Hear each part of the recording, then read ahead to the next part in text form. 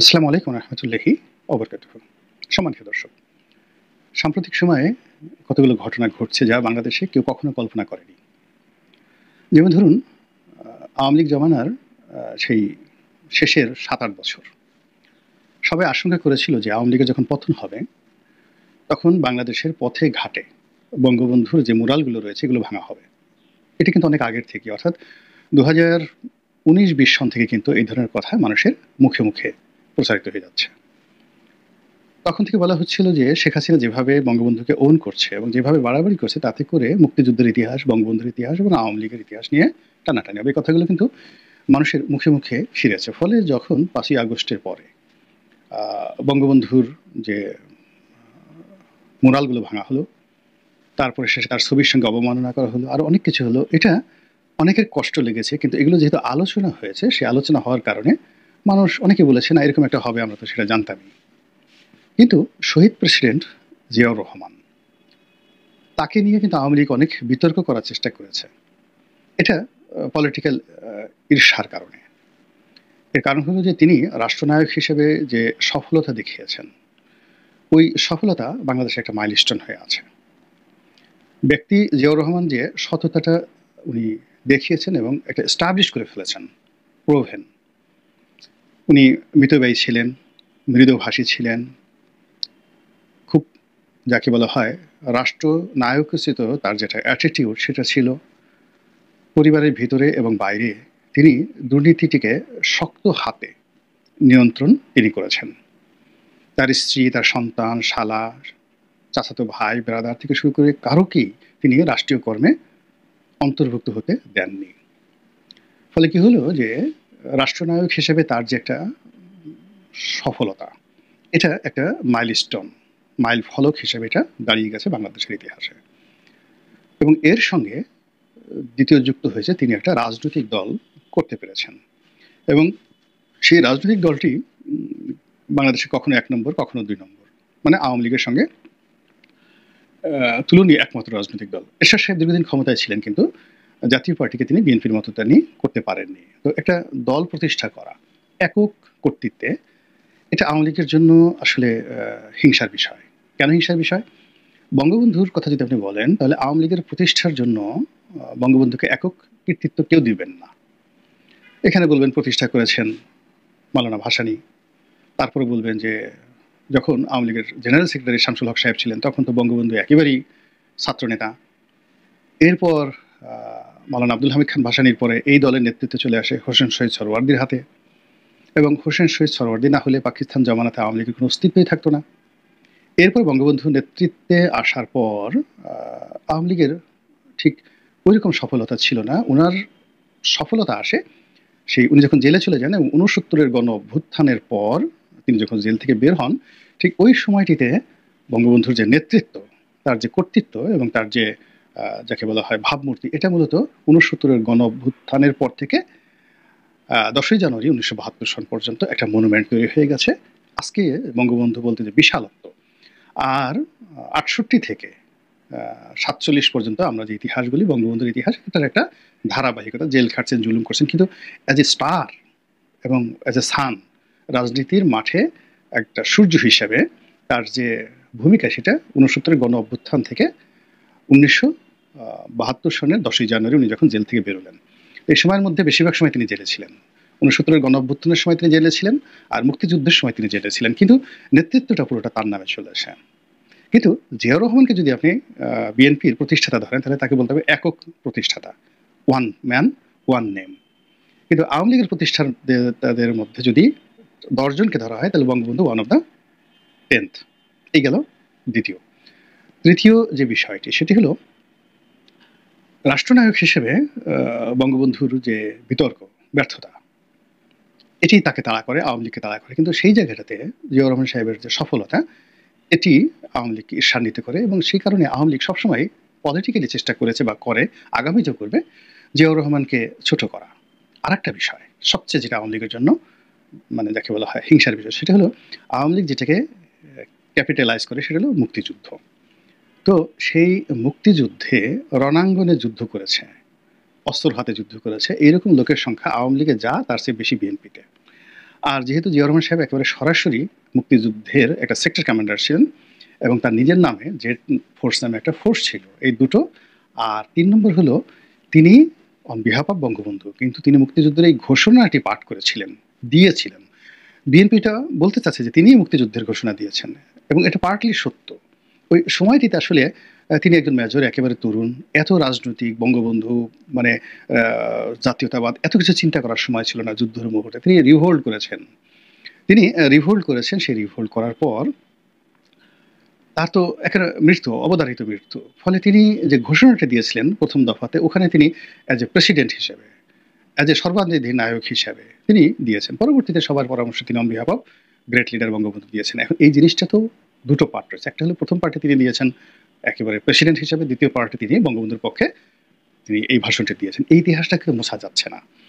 তো মুছতে না পারার কারণ কি হচ্ছে, সঙ্গতির কারণে আওয়ামী লীগ বিএনপিকে ঈর্ষা করে এবং ঈর্ষা করে বিএনপিকে, জিয়াউর রহমানকে ছোট করার তারা চেষ্টা করে। কিন্তু জিয়াউর রহমানকে সরাসরি অবমাননা করা, এটা আওয়ামী লীগ কখনো সাহস পায়নি।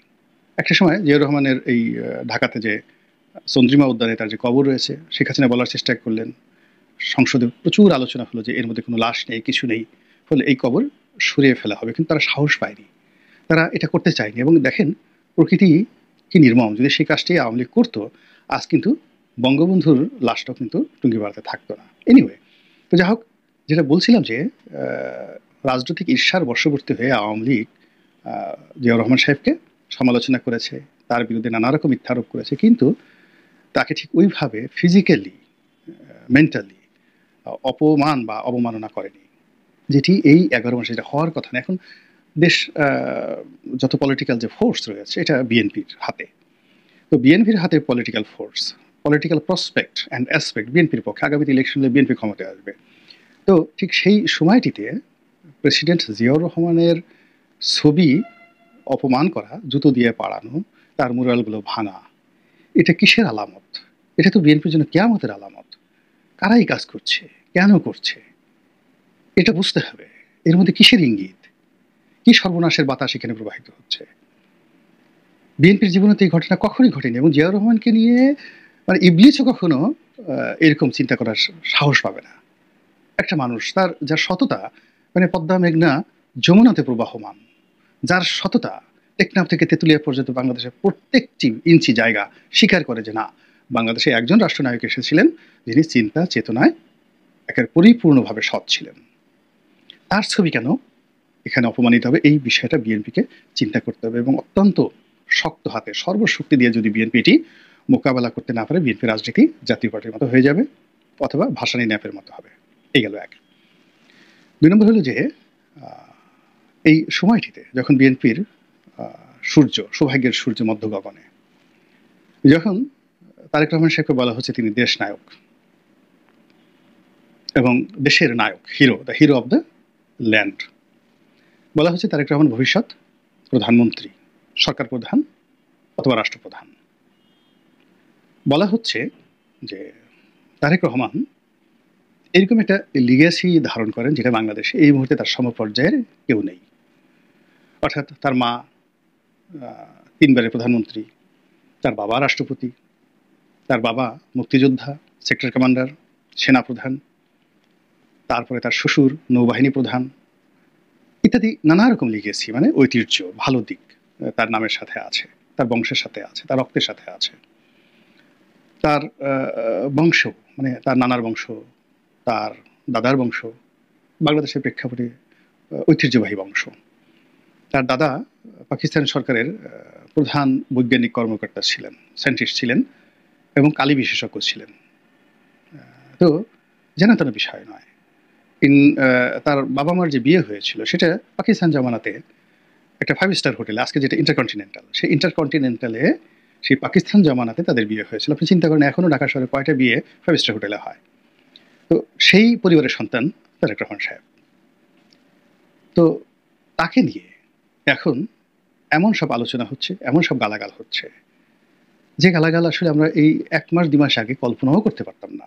যিনি দেশ নায়ক, যিনি শহীদ প্রেসিডেন্ট জিয়াউর রহমানের ছেলে, যিনি বেগম খালেদা জিয়ার গর্ভজাত সন্তান, তো তাকে সেই রাজপথে যে সকল ট্যাগ লাগানো হচ্ছে, অশ্লীল, অশ্রাব্য, এবং বাংলাদেশের ইতিহাসে কোনো শীর্ষ নেতা তো দূরের কথা, মানে এই ধরনের বাজে কথা ফুটপাতের একজন হকারকেও কেউ বলে না।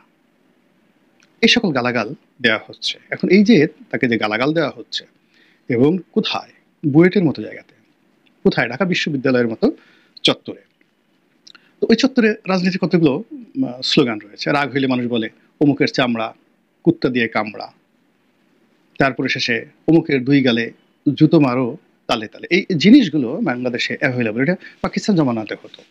ইয়াহিয়া খানকে বলা হতো, টেক্কা খানকে বলা হতো, বঙ্গবন্ধুকে নিয়েও মানে তার চামড়া খুলে তার চামড়া দিয়ে ডুগডুগি বাজাবেন মতিয়া চৌধুরী, এই কথাগুলো বলা হতো। বলার পরেও সেই মতিয়া চৌধুরী আওয়ামী লীগের শীর্ষ পর্যায়ে ছিলেন।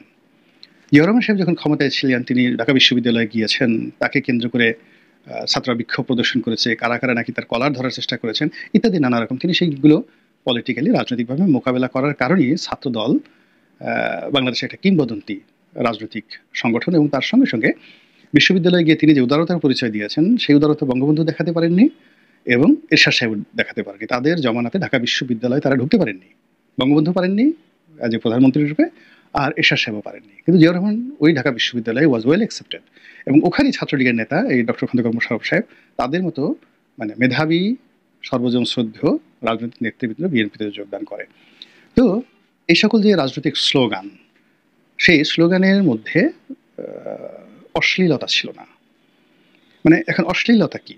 অশ্লীলতা হলো যে জিনিসগুলো ঢেকে রাখে সেই জিনিসগুলো। যেমন দেখা গেল যে কারো কুশপুত্তলিকা দাহ করা হয়, তারপরে কারো গলায় জুতার মালা পরানো হয়, তারপরে জুতো মারা হয়। কিন্তু অশ্লীলতা যে জিনিসটি, সেই জিনিসটি হলো যে একেবারে কাউকে উলঙ্গ করে ফেলা হলো, তাকে কাপড় খুলে ফেলা, কুশপুত্তলিকার কাপড় খুলে ফেলা হলো, তার লজ্জায় স্থানে আপনি ইচ্ছামতো খোঁচা দিলেন, তারপরে এমন সব শব্দ ব্যবহার করলেন, গুপ্ত অঙ্গকে নিয়ে বিভিন্ন রকম কথাবার্তা বললেন।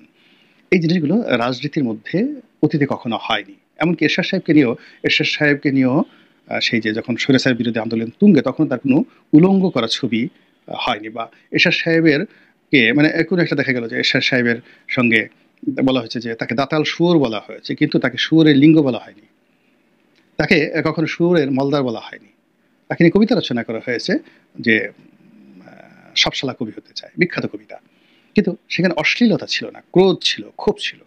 তো তারেক রহমান সাহেব দেশের প্রধান, রাজনৈতিক দলের প্রধান ব্যক্তি, তাকে নিয়ে মানুষের ভিন্নতা থাকবে, ক্ষোভ থাকবে, রাগ থাকবে, তার কুশপুত্তলিকা দাহ হবে, আরও অনেক কিছু হবে। কিন্তু এই সময়টিতে তাকে নিয়ে যে অশ্লীলতা হচ্ছে, অশ্রাব্যতা হচ্ছে, গালাগাল হচ্ছে, এবং এগুলো নিয়ে একা একা প্রচুর মানুষ হাসছে, ট্রল করছে, এবং তার মতো একজন মানুষকে, যিনি কিনা রাষ্ট্রনায়ক হবেন, প্রধানমন্ত্রী হবেন, তাকে এইরকম মানুষের গালির, অশ্লীল গালির উপলক্ষ করে দেওয়া হয়েছে, যেটি যদি তিনি কাটিয়ে উঠতে না পারেন, তাহলে তার পক্ষে সম্মান এবং মর্যাদার জায়গায় যাওয়াটা অসম্ভব। বোঝার চেষ্টা করুন, শেখ হাসিনাকে নিয়েও কিন্তু একই অবস্থা হয়েছিল। অর্থাৎ দীর্ঘদিন তাকে নিয়ে মানুষের অনেক রাগ ছিল, ক্ষোভ ছিল, কিন্তু শেফায়েতুল্লাহ সেফু কিংবা পিনাকিরা যখন তাকে নিয়ে খুব অশ্লীল, অশ্রাব্য গালাগাল শুরু করলেন, ফলে ওই যে তার যে একটা মর্যাদা হানিটা হয়ে গেল, দেখুন প্রকৃতি কিন্তু তাকে সেই জায়গাতে নিয়ে গেছে। তো কাজেই রাজনৈতিক নেতৃবৃন্দ হতে পারে তাদের সম্পর্কে অনেক, এখন এই ধরনের গালাগাল তো মির্জা আব্বাসকে নিয়ে হচ্ছে না, এই ধরনের গালাগাল তো আফরোজা আব্বাসকে নিয়ে হচ্ছে না, মির্জা ফখরুল সাহেবকে নিয়ে হচ্ছে না, এই সকল গালাগাল তো বাবু গয়েশ্বরকে নিয়ে হচ্ছে না, এমনকি রুহুল কবির রিজভী সাহেবকে নিয়ে হচ্ছে না। তারেক রহমান সাহেবকে নিয়ে কেন এসব ধরনের গালাগাল হবে? এর পেছনে একটা লং টার্ম ম্যাটিকুলাস ডিজাইন রয়েছে বিএনপিকে শেষ করার। আর থার্ড হলো কতগুলো মানে এই সময়টাতে দুঃসংবাদ যে আওয়ামী লীগ নিষিদ্ধর মানে পর্যায়ে, মানে এখন আওয়ামী লীগের কার্যক্রম নিষিদ্ধ, আওয়ামী লীগের বিচার হচ্ছে এবং দাবি উঠছে যে এটিকে রাজনৈতিকভাবে নিষিদ্ধ করা হোক। আমরা অনেক আগের থেকে বলছিলাম যে -2 পরিকল্পনা চলছে, আর একটা দ্বিতীয় 111 তৈরির প্রেক্ষাপট হচ্ছে, এই কথা আমরা 2024 সনে আমরা অনেকেই বলে আসছি। আমি তো এটা একেবারে 2024 সনের আগস্ট মাসের দ্বিতীয় সপ্তাহ, 15 আগস্ট থেকে বলার চেষ্টা করছি। অনেকে রাগ করেছেন আমার প্রতি যে একেবারে এই ভদ্রলোক একেবারে অলক্ষণে সবসময় নেতিবাচক কথাবার্তা বলে। কিন্তু দেখুন এখন কি অবস্থা হয়ে গেছে, এখন রাস্তার সাধারণ মানুষও এই কথাগুলো বলছে। তো সেই দিক থেকে আওয়ামী লীগ তো মাইনাস হয়ে গেছে, এখন বিএনপিকে যে মাইনাস করা হবে এটা তো আমরা কি কল্পনাও করতে পারিনি। এখন এই তারেক রহমান সাহেবকে গালাগালি করার পরে, জিয়াউর রহমান সাহেবের ছবি পাওয়ানোর পরে, এখন বিএনপিকে নিষিদ্ধ করার জন্য রাজপথে এই বাংলায় 2025 সনে মিছিল হচ্ছে। আপনারা কি বুঝতে পারছেন রাজনীতি কোন দিকে যাচ্ছে? কিভাবে গড়াচ্ছে এবং কোন পরিণতিতে এই যে বিএনপির শেষ পরিণতি এসে মিলিত হবে। আল্লাহ আমাদের সবাইকে হেদায়েত দান করুন এবং হেফাজত করুন। আসসালামু আলাইকুম ওয়া রাহমাতুল্লাহি ওয়া বারাকাতুহু।